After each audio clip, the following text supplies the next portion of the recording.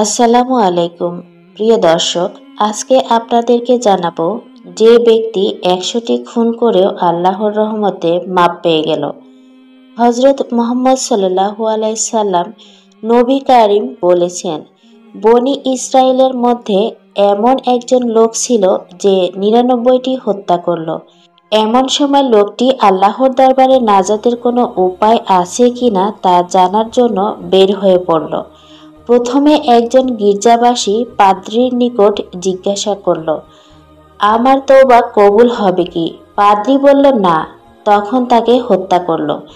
এরপরেও সে এই বিষয়ে জিজ্ঞেস করতেই থাকলো।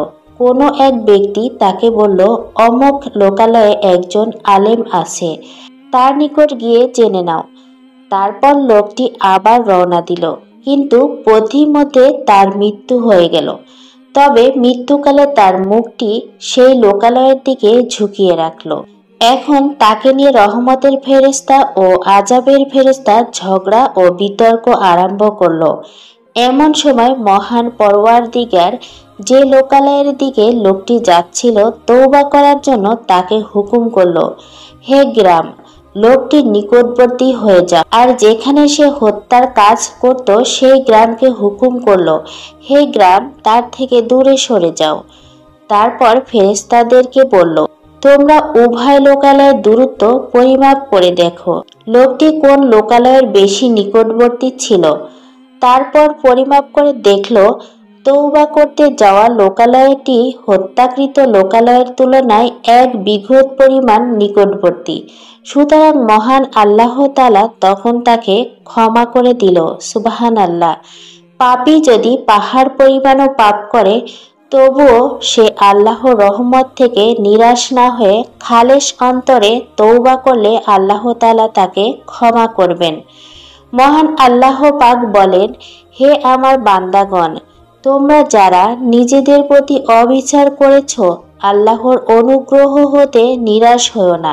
আল্লাহ সমুদায় পাপ ক্ষমা করে দিবেন, তিনি তো ক্ষমাশীল।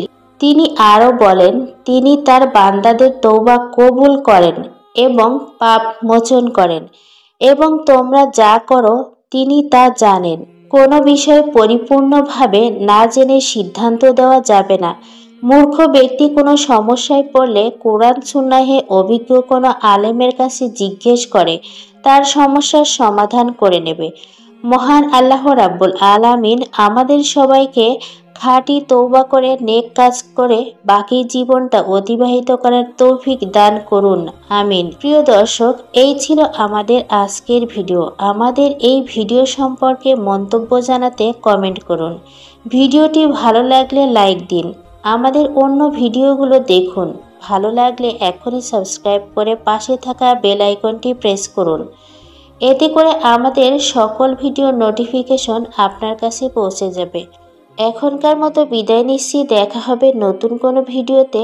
ভালো থাকবেন, সুস্থ থাকবেন। ধন্যবাদ সবাইকে।